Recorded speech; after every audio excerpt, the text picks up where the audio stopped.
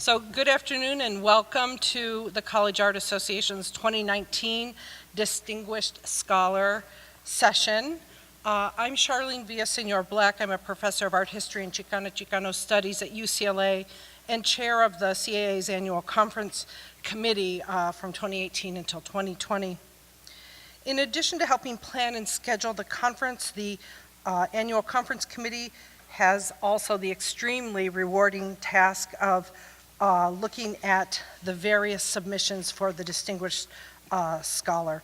So we solicit suggestions from the CAA members at large, and the committee itself also puts forth names. It's really one of the best things that we do here. Every single submission that we saw this year, we could have had any one of those submissions as our distinguished scholar, so the task was very difficult, but very rewarding. So we went through all of the submissions looking at this person's impact on the field of art history and then their individual subfield as well. So we're really thrilled to have such an illustrious distinguished scholar this year. I think that's all I'm going to say. I'm going to turn over the reins now to my wonderful colleague, Dr. Joann Pillsbury from the Metropolitan Museum, and I'm going to let her introduce the speaker, let her have that honor. Thank you.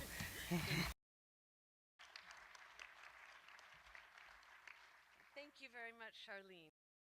Welcome, everyone.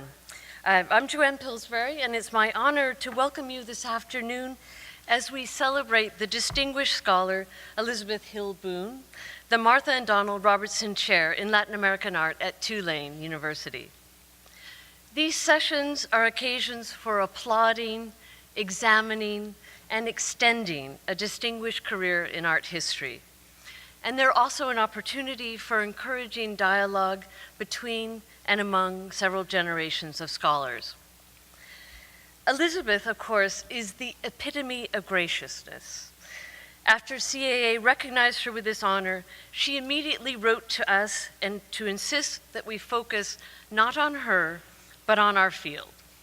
It's a tribute to Elizabeth, however, and a testament to her standing in our field, that it is impossible to speak of the advancements in the study of Latin American art history without taking note of Elizabeth's achievements. Those of you who know Elizabeth will understand the futility of resisting her gentle guidance. So Lori Deal, Barbara Mundy, Dana Lipson, and I have agreed to focus our remarks on materials and intellectual problems they pose, what Elizabeth has called the discourse of images.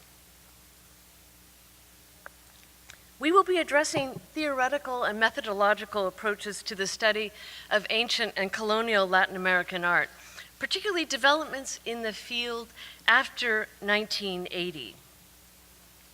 That's the year Elizabeth arrived at Dumbarton Oaks, first as curator and later as director of PreColumbian Studies. I will begin with brief remarks on the earlier side of the field, the ancient objects and images of them, subjects that conveniently correspond with Elizabeth's earlier side of her scholarly output. Lori and Barbara will then address art and writing in Mexican pictorial manuscripts, the subject of Elizabeth's magisterial series of books centering on how knowledge is recorded graphically. Following Barbara, Dana will address matters colonial and otherwise. One of the most striking evolutions in the field of Latin American art history has been the expansion of the study of colonial art, particularly the recognition of indigenous contributions and global connections. Dana, Lori, Barbara have all contributed significantly to the vibrancy of this field. As always, they were encouraged, challenged, and inspired by Elizabeth. Elizabeth herself will bring this session home with concluding remarks and reflections.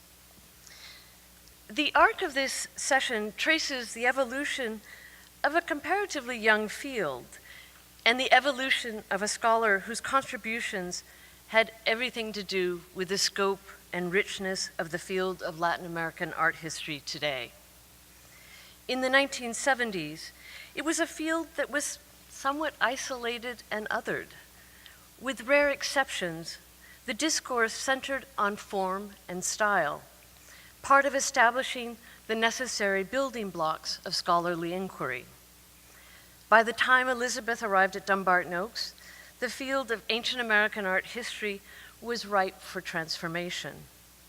In her 15 years there, Elizabeth remade the PreColumbian program, expanding its disciplinary and chronological reach, and initiating a series of rigorous and intellectually challenging projects.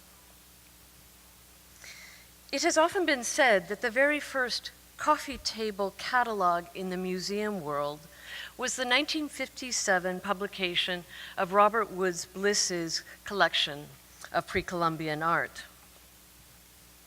On the screen is a view of the Bliss collection at the National Gallery of Art in the 1950s. In the wake of important recent archaeological discoveries that shifted understandings of the context and meaning of PreColumbian objects, Elizabeth undertook the creation of a new catalog of the Bliss collection, which by that time had moved to Dumbarton Oaks. This new catalog took the form of a vastly expanded multi-volume series. That's my rather dog-eared copy. You can see how much I use it. Elizabeth was decades ahead of the materials turn in art history, and she invited material scientists and conservators to weigh in on the collection, in addition to art historians and archaeologists. The results were revealing, such as the preference of Andean artists for working metal sheet rather than casting, even though they knew both technologies. This tiny snuff spoon from Chavin de Huantar was made of 22 individually shaped pieces of gold and silver sheet. It would have been much easier to cast, but as Heather Leckman noted in the catalog, metal was worked in a way analogous to textiles, perhaps the most ancient and revered art form. As always, Elizabeth's focus on objects and how they convey ideas was paramount. She would remind us that close looking is hard work, but it can be rewarding. A case in point would be her team's discovery that this snuff spoon, unbeknownst to anyone, contained a supernatural face that would greet its user as they partook of a transforming substance. This interest in objects extends to questions about how they end up in places often thousands of miles from where they were made. The history of collecting ancient American art was largely unanalyzed before Elizabeth's edited volume of 1993, Collecting the PreColumbian Past. Reprinted several times and still considered the indispensable book on the subject, she brought together an international group of scholars from bon vivants to bomb throwers. And she brought them together to create a remarkable world of the complex and often politically charged world of collecting American antiquities. It is a book that has inspired many of us to consider the broader global intersections of collecting and its implications for understanding canons, institutions, and in my case, the role of art and diplomacy. On the screen is a photo of Nelson Rockefeller, Marian Anderson, Dolores del Rio, and Inés Amor at the home of Miguel and Rosa Covarrubias in Mexico in 1943.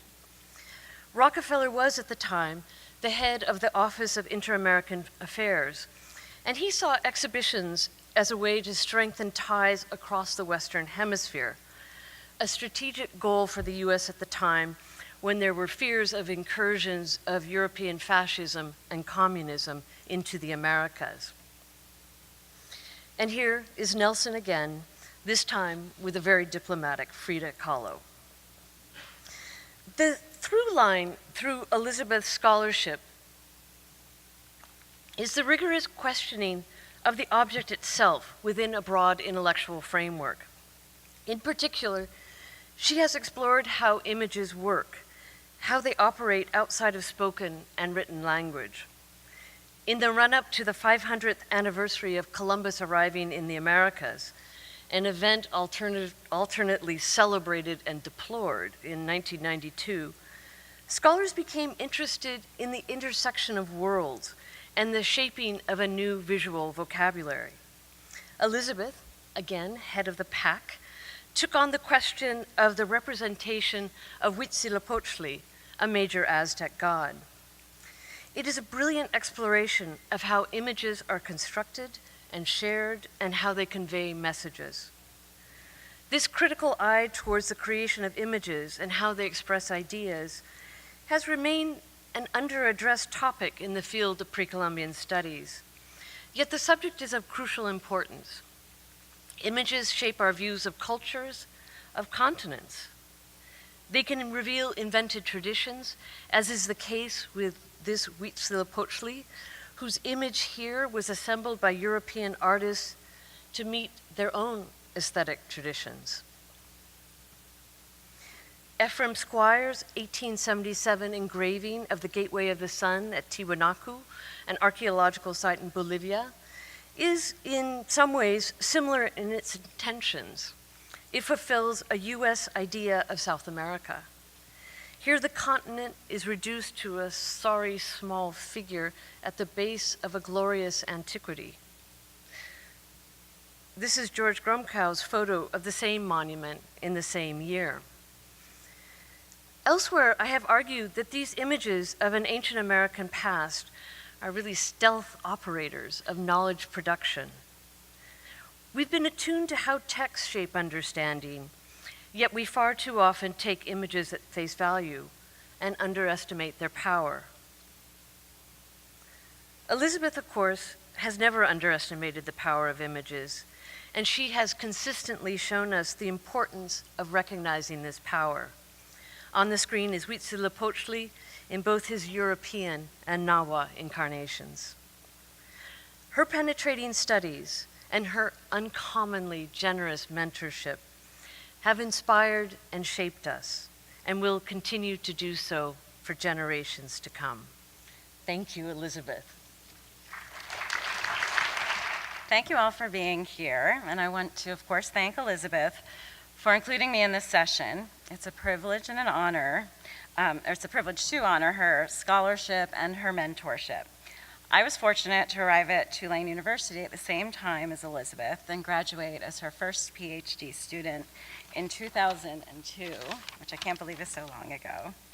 In the years since, she's overseen the education of a large cohort of students who, owing to her rigorous and challenging training, have gone on to their own well-established careers. I'm sure I speak for all of her current and former students when I say how fortunate we have been to have her as a mentor and a friend, and to also express our gratitude for the family of Boonies, as one of our students calls ourselves, she has created. So thank you, Elizabeth. As Joann indicated, Elizabeth requested that we not focus our remarks on her, but this is a rather difficult task. As those of us who work in this field know, it's impossible to speak on pre-conquest and colonial art without building upon Elizabeth's foundational studies. So I take as a starting point Elizabeth's insights into the nature of Aztec visual discourse. In an article titled, "When Art is Writing and Writing Art, Graphic Communication in Pre-Conquest Mexico," Elizabeth called for a new way of approaching the visual discourse of ancient Mesoamerica. She noted that the perception of art and writing as distinct but related cultural categories is not inherent in human consciousness, but is a cultural artifact of the West. As she pointed out, the Aztecs and many others like them did not distinguish between art and writing. For example, the Nahuatl verb tlacuilo-litzli encompasses the categories of painting, drawing, and writing. The Western distinction between art and writing, then, causes us to diminish the visual discourse of non-Western cultures. Accordingly, Elizabeth has challenged us as art historians to decenter ourselves and forsake the knowledge systems of the West. If we instead treat the art/writing of the Aztecs and others as their own systems of knowledge production and circulation, then we can gain a better understanding of the nature of human discourse and values. In this regard, I want to consider the primacy of the visual sphere as a communication system that it has its own inherent benefits, which can be seen in the continued use of pictorial writings by Nahuas living under Spanish rule in 16th century New Spain. As Elizabeth has noted, Aztec pictorial books are a particularly fruitful avenue of art historical inquiry, as they are a place where art and writing come closest together. Moreover, because the majority of extant Aztec manuscripts were created after the conquest, they offer an opportunity to witness a significant moment in time when cultural systems with differing notions of art and writing collided. In my work on the Codex Mexicanus, I've noticed many of these collisions taking place, and in a manner that I would argue suggests the primacy of the visual sphere over the textual one in early colonial New Spain. This emphasis can be explained by the fact that both the Aztecs and their Spanish evangelizers placed an emphasis on sight as a means of knowledge acquisition and spiritual awakening. The Codex Mexicanus expresses this shared emphasis well. The manuscript was created at about 1580 by Nahua intellectuals working in Mexico City. It is a compilation of seemingly miscellaneous contents that include the pictorial history shown here, which is part of an extensive annals history of pre-conquest and early colonial Tenochtitlan. It also includes a section on the Christian and Aztec calendars, as well as a section on European medical astrology. The vast majority of these contents are recorded in pictorial form, which makes sense for those sections based on Aztec records, such as the genealogy of the Tenochca royal house that is also included in the work. However, some sections, such as those on the Christian calendar and European medical astrology, were derived from Spanish books called Repertorios de los Tiempos. The painters of these sections translated contents recorded alphabetically into a pictorial form. In order to do so, the contributors had to have been familiar with and able to read alphabetic text. Here you can see how the painter has taken a section from a repertorio that alphabetically links the different zodiac signs with one of the four elements and translated it into a visual record.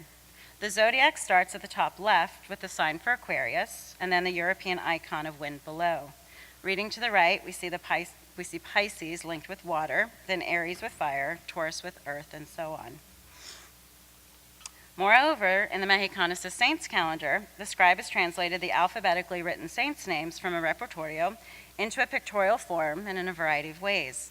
For example, a hieroglyphic compound of water for A and the wrinkled face of an old man for Way is paired with an image of a young woman to create a hieroglyphic compound that spells Ave Maria or Ave Maria and marks her holy day. Meanwhile, a grill, the attribute of St. Lawrence, stands alone to mark his day. In fact, I was only able to make sense of a particularly vexing section of the manuscript when I realized that it had to have been based on the alphabetic text translated into pictorial form. Taking advantage of a blank expanse on the upper register of the pictorial history, a scribe added a series of hieroglyphic compounds coupled with icons such as an image of a crucifixion. Not surprisingly, it was Elizabeth's work on pictorial catechisms that made me realize that this too was a pictorial catechism. It is a rendition of a portion of the Articles of Faith, which was translated from Spanish to Nahuatl and then into pictorial form with a combination of hieroglyphic compounds and symbolic icons, just as is seen in the saints' calendar. These sections led me to question why the Mexicanus contributors would go to the trouble of transcribing alphabetic texts from European sources into a pictorial system of writing, when I had assumed it would have been far easier to simply copy the alphabetic text outright.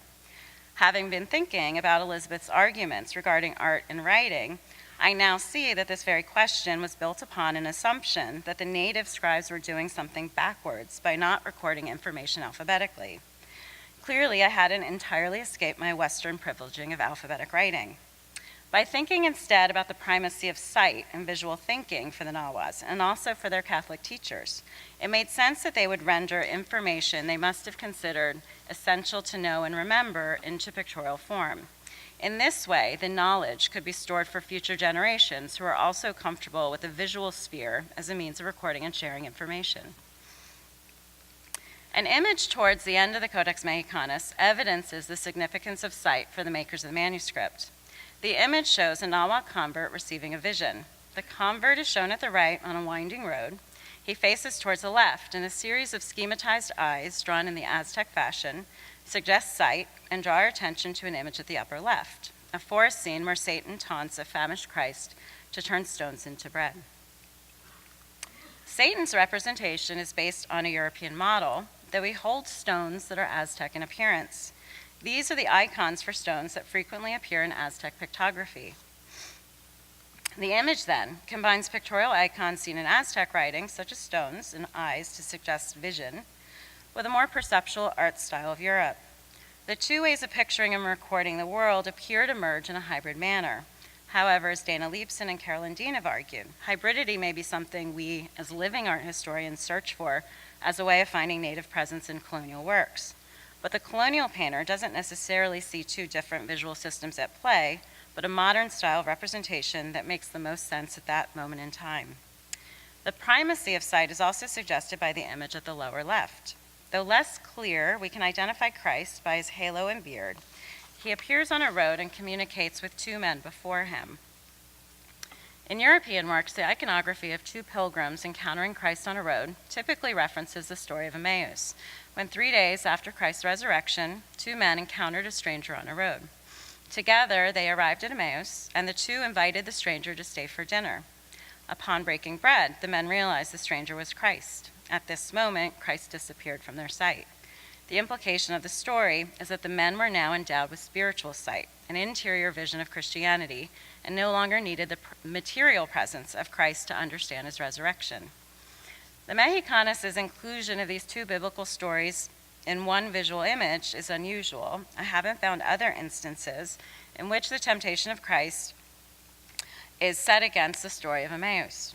I suspect what has drawn the Nahua artists to these two stories is their emphasis on sight, in particular spiritual sight or interior sight, not a material image that someone sees before oneself, but one that someone knows is true in their mind. In this regard, the visual images created in pre-conquest Tenochtitlan and early colonial New Spain share an emphasis on interior sight over exterior appearances. That is, these artists are not rendering the material world made visible on the picture plane. Instead, they are making their interior worlds visible on the material surface, recording the world as they know it and see it in their minds. The majority of the Mexicanos' pages are devoted to an annals history that also reveals the potential for complexity in pictorial script. As I see it, this pictorial history does not just record discrete events in the Aztec past, but functions like a history painting in the Western sense of the term. That is, one can read the history and find a sophisticated moral message in the work, one that emphasizes the greatness of the former Aztec Empire and its key place in Christian history. The history begins with the well-known image of the start of the Mexica migration, wherein a mass of migrants crosses water and step up onto a timeline, and as Elizabeth so nicely put it in one of her articles, commence both time and history. From there, the history of the Mexicanos is quite extensive, covering the migration and the foundation of Tenochtitlan, and then the buildup of the empire, and then the arrival of the Spaniards and imposition of colonial rule and Christianity. My reading of the larger history, told in the Codex Mexicanus, reveals a complex reconsideration of the Aztec past and colonial present, one in which the Nahua Christians who compiled the manuscript fashioned the history so that it could help them to make sense of their own place in Christian history. Though recorded in pictorial form, this is a written history that provides a sophisticated interpretation of St. Augustine's arguments in the City of God, with Tenochtitlan being reconceived as a city of God for the New World. To provide just one example of how this was done, the Mexicanos follows other Aztec pictorial histories by including a key event in Tenochtitlan's history, the renovation and dedication of the Templo Mayor. However, the Mexicanos includes a series of natural disasters immediately following the dedication. So when we flip the page, we see an earthquake, which is recorded with an X-shaped icon for a trembling earth. Then there was a hailstorm that killed fish, a plague of locusts, and an eclipse. On the next page, we see there was another earthquake and a flood recorded with a gash of water. Elsewhere in the Codex, other disasters are recorded, such as more earthquakes and the epidemics that continually plague the native peoples after the arrival of the Spaniards. In fact, a massive epidemic struck just before the Mexicanos was created, as shown here with a skull to indicate the deaths from the disease. I believe this was a key impetus in the creation of the work, with Nawa Christians following 5th century Romans, who after the sack of Rome questioned their acceptance of Christianity. It would only have been logical for the Nawa survivors of the 1576 epidemic to follow the Roman Christians and question if this devastation was brought by their ancient gods as punishment for the acceptance of Christianity. The answer to the question could be found in St. Augustine's City of God. The proofs brought forth by St. Augustine find resonance in Tenochtitlan's pre-conquest history. For example, St. Augustine used the many disasters that marked the ancient Roman world as proof of the inefficacy of the pagan gods. These calamities included famines, floods, swarms of locusts, and erupting volcanoes. The Mexicanos records these same devastations in Tenochtitlan's own past, and like their Roman counterparts, the ancient Aztec gods were unable to avert these. Indeed, the string of disasters that struck Tenochtitlan immediately after the Templo Mayor dedication, when the gods should have been the most satisfied with the offerings presented to them, suggests the ineffectiveness of the pagan gods. Other elements of the Mexicanos also resonate with St. Augustine's treatise, whose larger argument was that no matter how devastated an earthly city might be, the city of God, the church, would be triumphant and eternal. For the contributors to the Mexicanos, Tenochtitlan, reborn as Mexico City, represents such a city of God for the New World.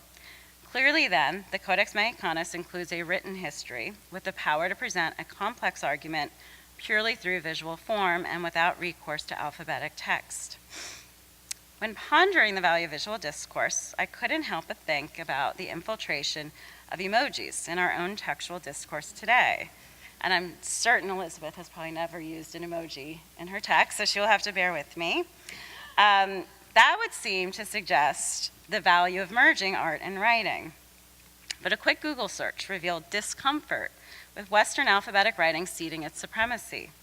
A CNBC article asked if emojis are the death of written language, and a regression, quote, back to the age of hieroglyphs. Another article in The Guardian sees emojis as dragging us back to the Dark Ages and states there are harsh limits on what you can say with pictures. The written word is infinitely more adaptable. That's why Greece rather than Egypt leapt forward, and why Shakespeare was more articulate than the Aztecs. And even the Maya, with their phonetic script, are seen as backwards and static, as you can read in the next quote. I think this slide best expresses my reactions to these articles, with the left one being my own creation that I hope we can make work, a crying Aztec emoji. Clearly, there are still those who subscribe to the inherent superiority of alphabetic writing, but to not acknowledge the value of the visual sphere in recording and disseminating knowledge, thoughts, aesthetics, history, and more, is to perpetuate the debate about the intelligence, rationality, and humanity of the non-Western peoples.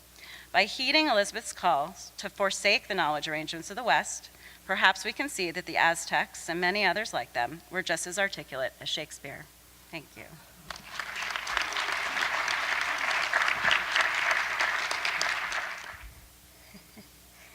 So an essential fact you need to know about Elizabeth Boone is that her dad was a Navy pilot and was frequently restationed, so that for Elizabeth to show up at a new school in September knowing no one was not, as it was for so many of us, a rare occurrence, but nearly an annual one. Elizabeth needed to learn early on how to make pals really quickly. It's not just the 24 years she spent in the Big Easy that has taught Elizabeth to throw a great party. Entertaining seems to be in her bones. And here I'm taking entertaining in both senses of the word, to receive and provide for in one's house, and to receive and to hold in one's mind. Because Elizabeth's scholarship, like her house, has been marked by entertaining, to bringing together with courtesy and generosity the familiar idea along with the unfamiliar. It's been the mark of all of her great work. Her first book, the Codex Magliabechiano, Notes and Commentary, was less about the familiar than figuring out exactly the relationships between the familiar. For generations, a group of manuscripts from central Mexico, some by Spanish authors, others employing indigenous artists, had been somewhat of a Gordian knot. It was easily recognized that they all belonged, but it took Elizabeth's exquisite work of codicological scholarship to figure out exactly how. It's spelled out in this perfect Elizabethan diagram. which gives each one of those manuscripts a seat at the table in the proper order. The Magliabecchiano book started out as Elizabeth's dissertation under the exacting tutelage of Nancy Troike at Texas. Perhaps exacting would be too kind. In the writing stage, Nancy demanded that the young Elizabeth put 10 pages of written text under her door at the end of every day. Elizabeth has recounted pulling the hard-earned pages out of the manual typewriter to rush them over to their examiner. It was a real battle, but our heroine of steel, Elizabeth, did it. The pressure took its toll.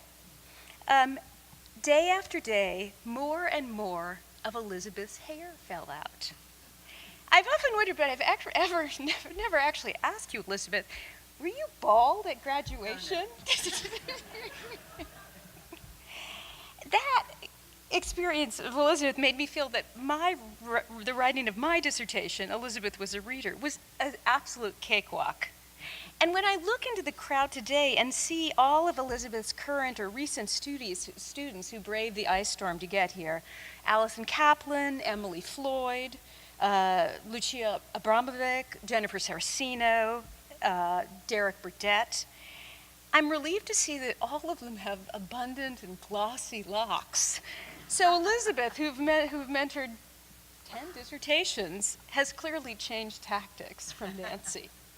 And from those of you in the earlier tranches, Andy Barnes, Lori Deal, James Cordova, the state of your hair is now on your jeans.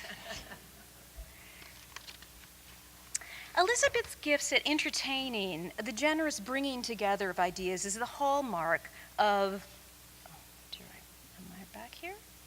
is the hallmark of Stories in Red and Black, which is published in 2000. Here, she entertained all parties. For me, the great intellectual achievement of the book was Elizabeth's shifting of the focus from pure style to look at the underlying structures used to support historical narratives. This allowed her to give equal weight to Mixtec and Central Mexican books and manuscripts and underscore the essential communalities in the Mesoamerican manuscript traditions. The book is comprehensive without being ponderous. In her words, these books were, quote, containers of truth and used a highly effective writing system to present meaningful history. In the course of writing this book, Elizabeth's interest in the nature of writing systems deepened, and she began to entertain ideas coming from linguistics, semiology, and literary theory.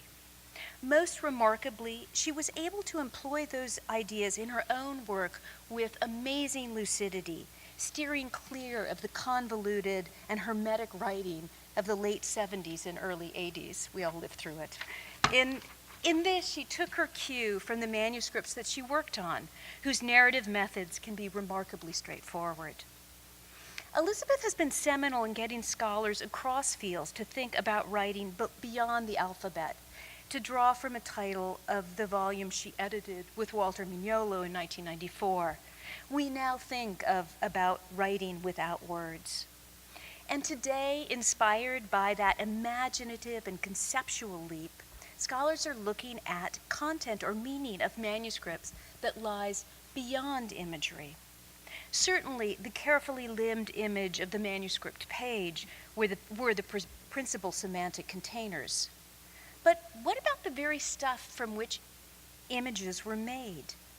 Again, it's Elizabeth's work that points to this new direction.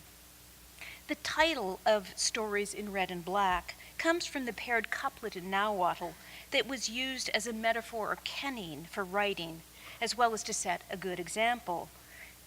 Tlili, tlapali, comes from the black pigment, tlili, used in writing, and tlapali can mean the red pigment used in painting, and thus draws attention to the material nature of manuscripts that Elizabeth has written about. Because tlapali also means colored pigment in general, tlili tlapali can describe the canonical style used in Mesoamerican manuscript, seen here in a detail from the Codex Mendoza, where a frame line of black ink was filled in with colored pigment. Today, scholars such as Elodie Dupé, who just presented a wonderful paper in an earlier session, Diana Magaloni, Berenice Alcantara, Davide Dominice, are pushing exciting new research that looks at both the material nature of pigment and its meaning. Some of their work has been enabled by scientific technologies that now allow for analysis of manuscripts without destructive sampling. New teams of research scientists working in Bologna, Paris, Washington, D.C., Boston, and Mexico City have pushed forward projects looking at pigments, binders, and substrates. And interpretive frameworks coming out of the humanities are working in sync with the scientific data to help us understand the conceptual nature of manuscripts and the special writing without words for which Elizabeth has been the standard bearer. Here's a salient example. The writing in manuscripts was never meant to represent speech. At the same time, speech, particularly the elegant, elevated speech of the nobility, was prized. And it was certainly generated or inspired by manuscripts whose complex images were the basis for historical recitation or divinatory chant. In this page of the Borbonicus, the deity Xolotl is seen on the right, and from his mouth emerges a flower, referring to a complex set of metaphors which were used to describe this elevated speech, the most frequent being the flowery speech. This linkage of elevated speech with flowers and precious materials like jade probably has its roots in the classic period, if not before, as we see in the chant scrolls of a figure from Teotihuacan in a fresco now at the Met, which are filled with flowers here. The picture is now emerging that flowers were not just metaphors. They were the basis for many of the pigments in manuscripts, those self-same manuscripts that gave rise to the same elevated flowery speech. This suggests that flowery was not just a metaphor, but was actualized by the material of the image itself, as flowers were carefully harvested and processed in complex ways to release their animating color. Certainly, for the chemists working on the manuscripts, the organic pigments are hardest to identify, given that most organics don't produce an easily readable chemical fingerprint using conventional non-invasive methods. But the ideologies being discovered by art historians and anthropologists working with historical sources, including lists of pigments in the Florentine Codex, which names many of the flowers seen as sources in the dyes in the lakes, these questions coming from art history largely are framing the new questions that lab science has the potential to help answer. The great mystery in all of this is paper.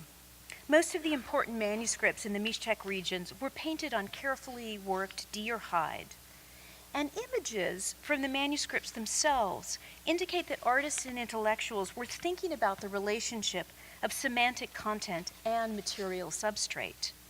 Sacred books contain what Elizabeth has termed a corporeal almanac in her book, The Cycles of Time and Meaning. This one from the Codex Borgia shows the 20 symbols, 20 day signs in the upper left-hand corner, the 20 day signs arranged across what's probably the flayed skin of a deer. As Elizabeth has noted, a metaphor for the book itself. But most books and manuscripts from the Valley of Mexico aren't painted on hide, but on paper. Paper made from amatl or ficus tree. And if pigments and deer hide carried meanings, what about paper? Paper was the stuff of tribute. We see it here among the lists of tribute delivered to the Aztec or Mexica capital of Tenochtitlan in the Codex Mendoza. And it was also the favored substrate to record tribute. Here we see native paper, slightly frayed, used to record tribute in the Matricula de Tributos, and later, the tribute delivered to Spanish conquistador Nuño de Guzman. Now, we should be aware that the category of tribute flowed into another significant category of things in central Mexico, that of the offering, or huentle. Many of the materials that the Mexicas extracted as tribute ended up as sacred offerings, from the precious jade beads that were cached in the great temples to the sheets of paper used to construct deity effigies, like this one, a reconstruction, that was found cached in the Templo Mayor. Paper's origins as the inner skin of a tree, seen here as a modern paper maker strips the bark to create paper,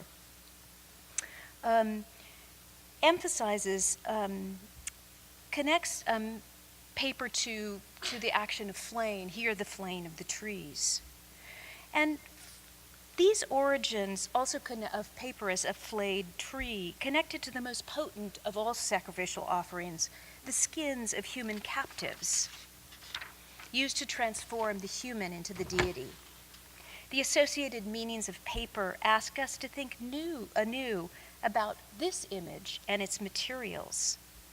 This from the Codex Barbonicus shows us the feast of Oshpanitzli, and here at center and in the detail, the priestly impersonator, the Teishiptla of the deity Chicomecoatl, is at the center of the page. And the priest is garbed in a variety of skins. The paper skins of trees form her outer costume, and the skins of the human, the sacrificial victim, her inner. All of this, it bears emphasizing, set upon a page of carefully treated amate paper. Does this figure too offer a meditation about the codex as much as the embodied almanac?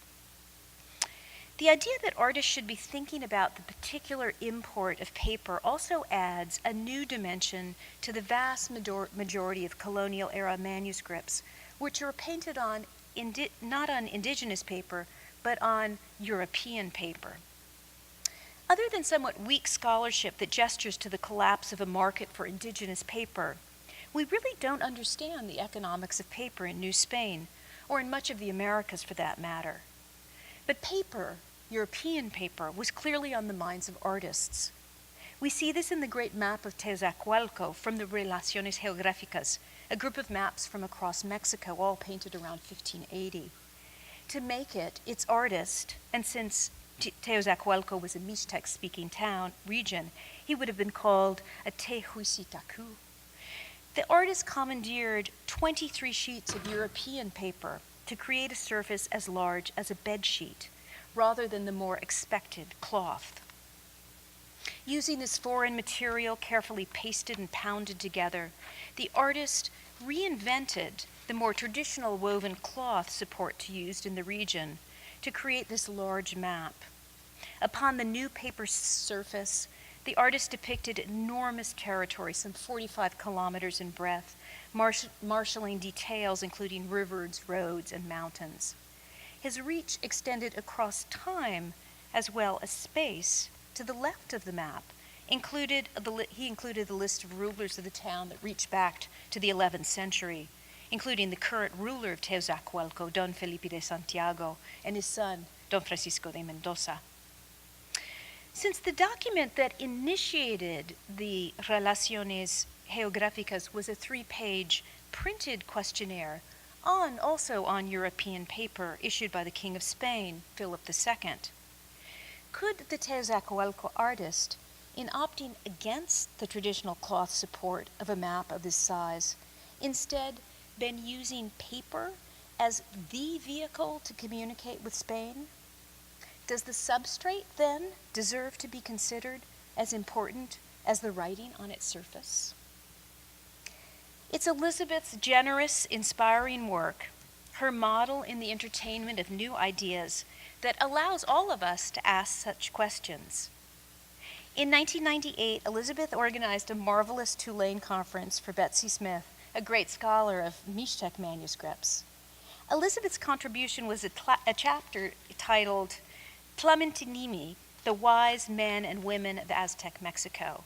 And she meant it as a compliment to Betsy, whose great wisdom and wise counsel to the next generation made Betsy a modern-day Tlamantini.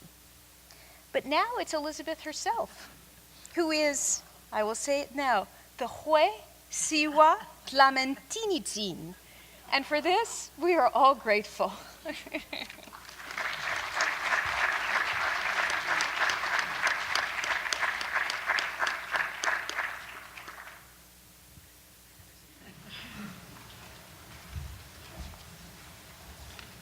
Now, with luck, I can figure out how this works.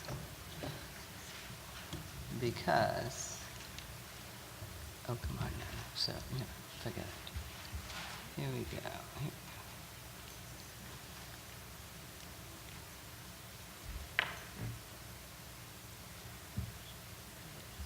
Whoops, I opened it twice.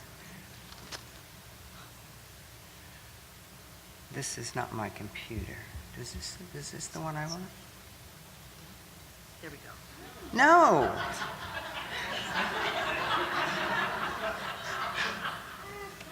Tom's not here, so I brought a photograph of it.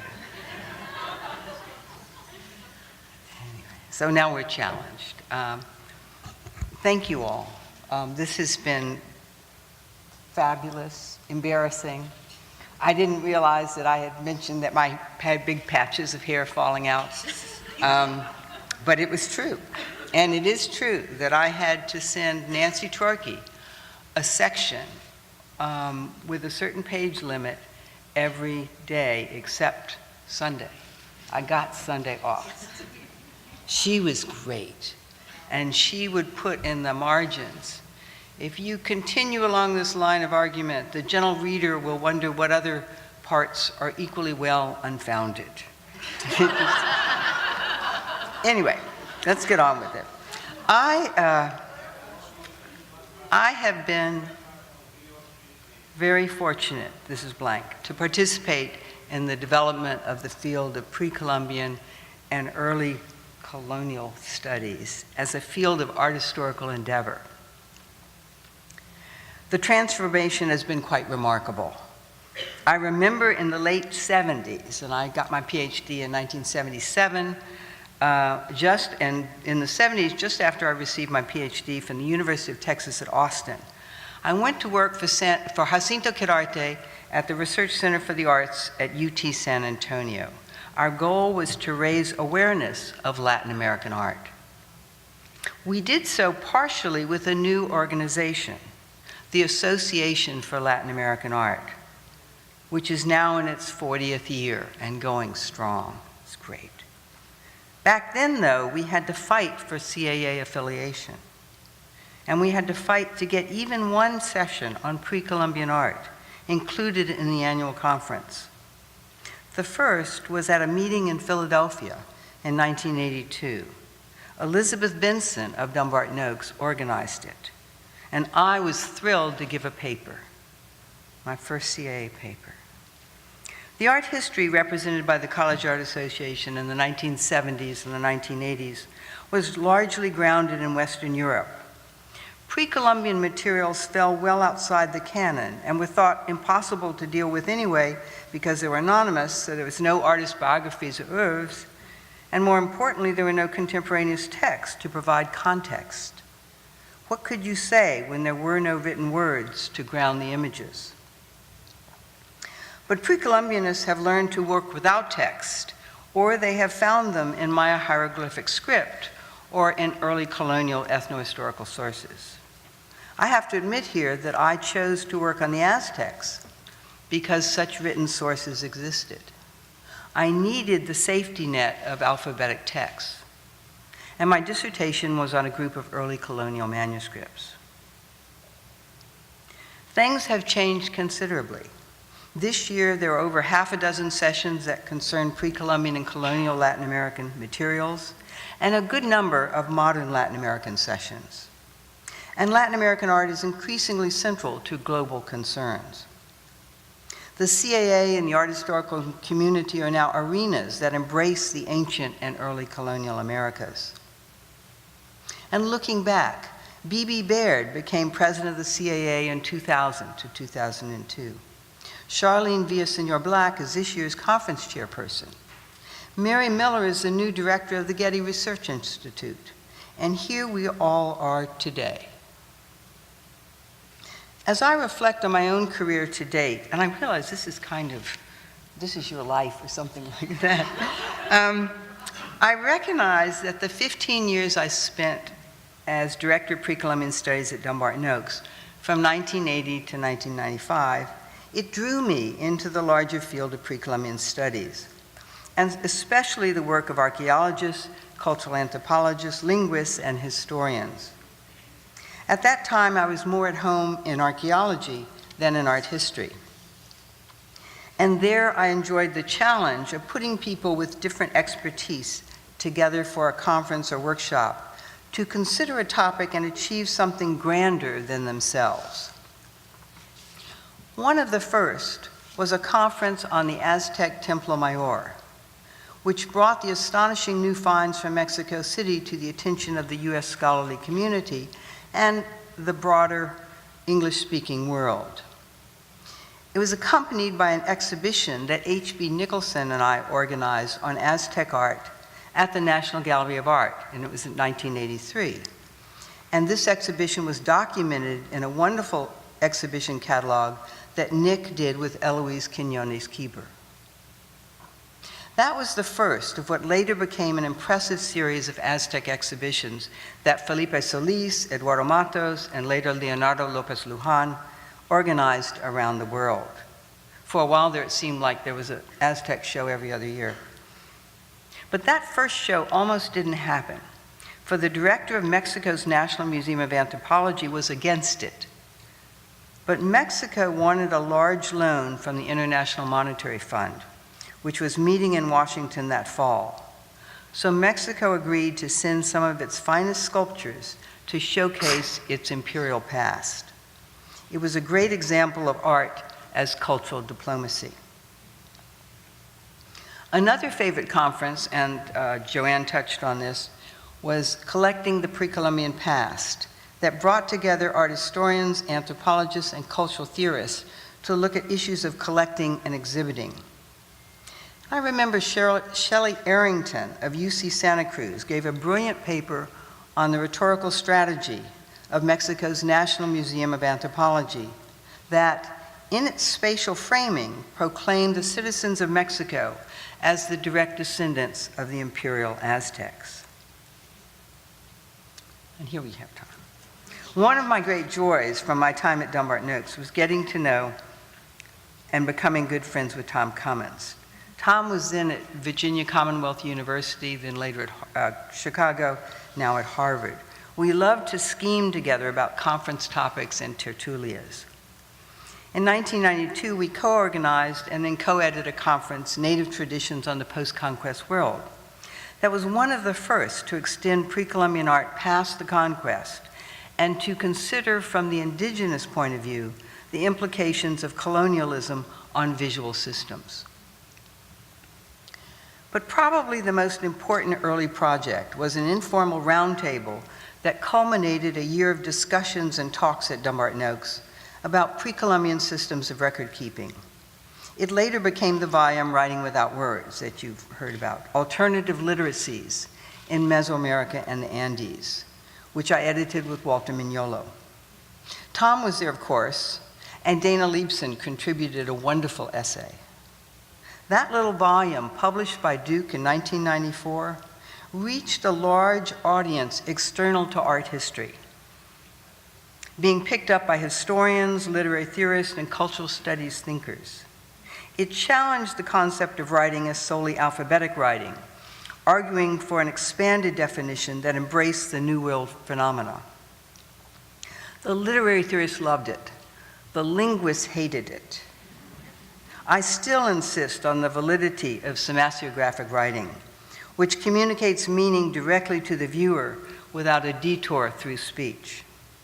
And my books on Mexican pictography take this as a foundation. Pictography in Aztec Mexico occupied the cultural category that is closest to what we would call writing. Increasingly, pre-Columbian forms of recording information conventionally, and by this I mean Maya hieroglyphs, Mexican pictography, and even among some Inca quipu and tocapu, are being conceptualized and studied as discourse systems, roughly parallel to Western writing, very roughly. A more recent conference volume, Their Way of Writing, extends this. My own work has focused on synthesizing large bodies of material to reach an understanding of the different genres of pictography. Even my first book on the Codex Malebeciano group sought to reach an understanding of a corpus of works. Certainly as a young scholar, I saw every original manuscript and every Aztec sculpture I could, and took copious notes that I still use. But my most important projects, I think, have been to analyze and explain major genres of pictorial codices, and each brought its own challenges. Stories in red and black on the pictorial histories of the Aztecs and Mixtecs called into question the Western idea that history was written history. This is the idea that historians work with written documents, while anthropologists study prehistory, or as Eric Wolf famously phrased it, people without history, the people Europe encountered during the Age of Discovery. In refuting this view, I wanted to show, among other things, how Europeans, in fact, entered Aztec history. Of course, we now recognize that there are many different kinds of histories that are not necessarily written glottographically. In this study, also, it was important to distinguish, following Seymour Chapman, the stories from the discourse, the kinds of stories being told from the manner in which they were told. But I found that the story and the discourse fit each other in very powerful ways. The book on divinatory codices, Cycles of Time and Meaning in the Mexican Books of Fate, faced a different set of issues. Notably, how the most esoteric, sensitive, and powerful knowledge of the supernatural world was codified in figural images. How the authors structured time and fate graphically, and what were the canons of the divinatory genre. This led me to think broadly about other graphic systems, such as lists and diagrams. How lists function to distinguish, seriate, and assign value to graphic elements, and how diagrams create fields of affinities and tensions between elements. Right now I'm working to articulate the spatial grammars, in the plural, the syntaxes of Mexican pictographies. A fundamental problem with working with the Mexican manuscripts is they do not often follow our traditions of page display. Cartographic histories document events in sovereign territory across large sheets. Screenfold manuscripts, such as the divinatory almanacs and the deeds done res geste kinds of histories, can extend along registers across multiple pages. When these pictorial manuscripts are published, the cartographic histories are divided into segments, and the pages of screenfolds are reproduced as separate plates, so the flow of information is broken. If the manuscript reads top to bottom or right to left, the page order of the publications makes it impossible to follow. So I found myself, back in the day, making little Xeroxes and Scotch taping them together to create my own facsimiles.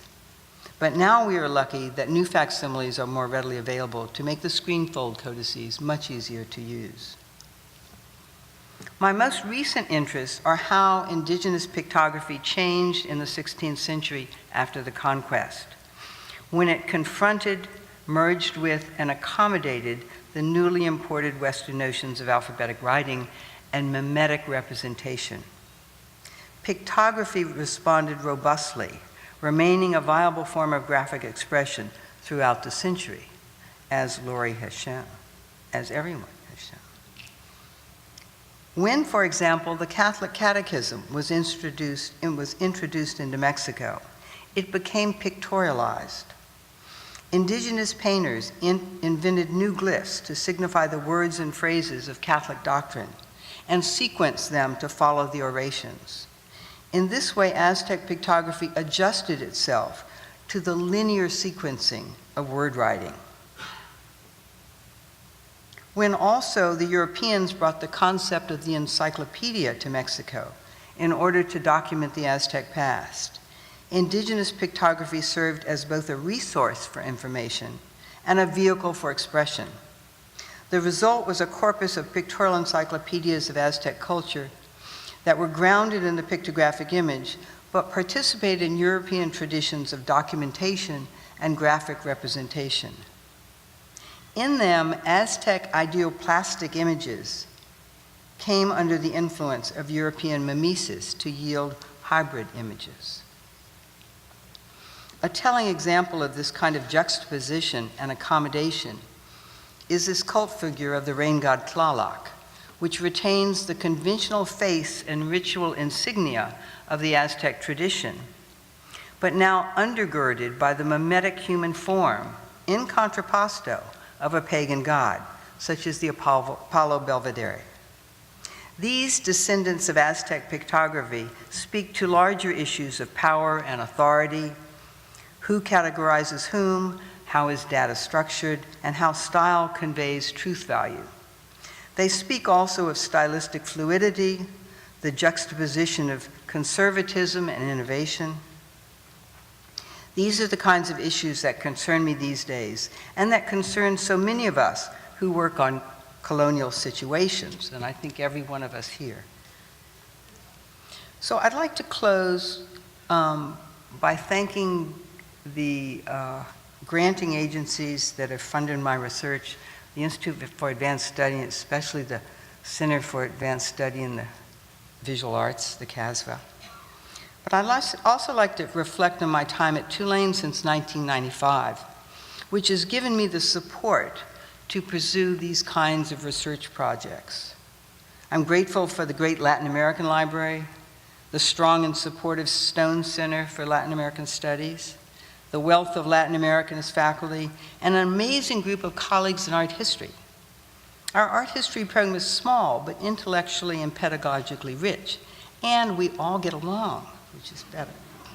And I'm also grateful for my students who have enlightened and challenged me with their topics, worked so hard and gone on to rewarding jobs. It's been enormously gratifying to see you all doing so well. So, unsolicited advice to junior scholars, younger scholars. Follow the issues rather than just the data. The issues will guide you and make your work relevant to others. In this respect, read outside your area. The Egyptologist Max Verfon helped me think about ideoplastic images. The literary theorist Barbara Herrnstein-Smith helped me with issues of narrative. Meyer Shapiro helped me recognize the signification of the visual field. And I could go on and on. There is so much relevant scholarship out there beyond one's particular specialty. Thank you.